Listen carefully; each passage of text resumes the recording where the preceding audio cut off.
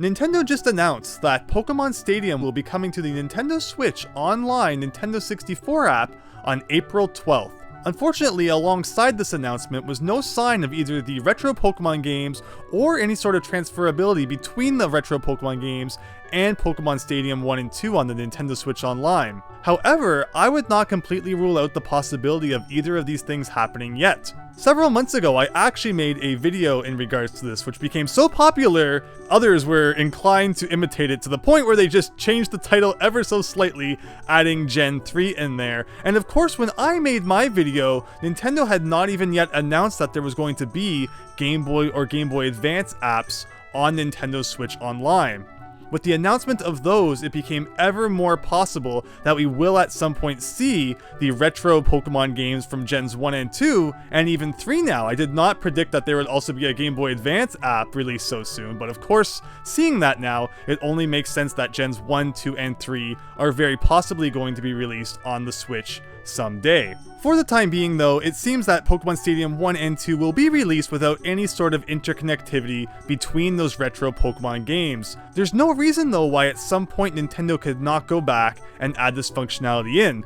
If you look in the description of the recently released Pokemon Stadium trailer, it does actually mention that there isn't connectivity between the Game Boy titles. But you have to ask yourself, what exactly is this referring to? Of course, you're not going to be sticking your retro Game Boy Pokemon games into your Nintendo Switch, and it also makes sense that it is not compatible with the 3DS releases of those retro Pokemon games. But say, somewhere down the road, Nintendo does release the Gen 1 and 2 Pokemon games on the Nintendo Switch. There's no reason why this could not change. Take for example Super Mario Party. That is a game that when it originally came out, there was no way to play the board maps online with your friends. However, 3 years later, all of a sudden, out of the blue, that functionality was added in. So even Nintendo claiming now that compatibility with the Game Boy Pokemon games in Pokemon Stadium is not possible, there's no reason to completely rule it out, as clearly Nintendo can do whatever they want, whenever they want, and I still think that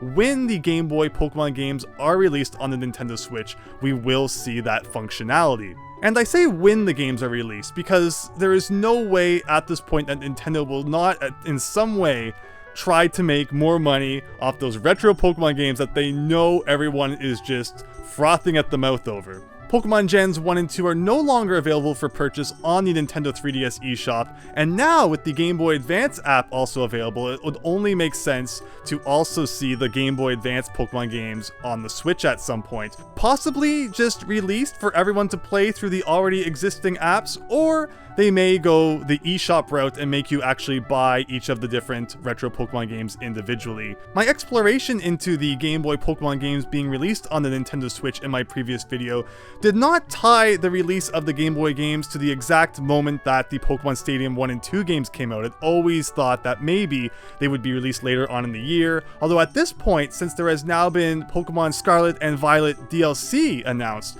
I doubt Nintendo will be releasing anything else Pokemon related this year that might interfere with that.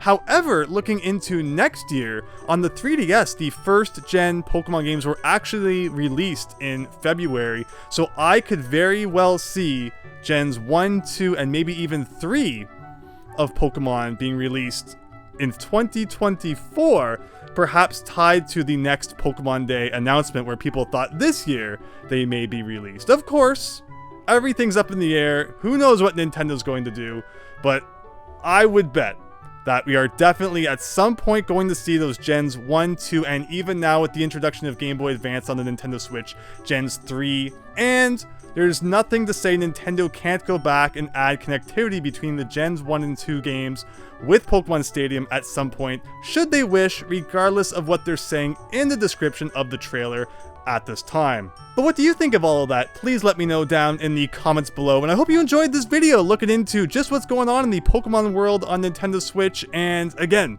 don't count anything out because you just never know what Nintendo's going to do. So thanks again for watching, hope you enjoyed, I hope to see you next time for something different, so thanks and take care everyone.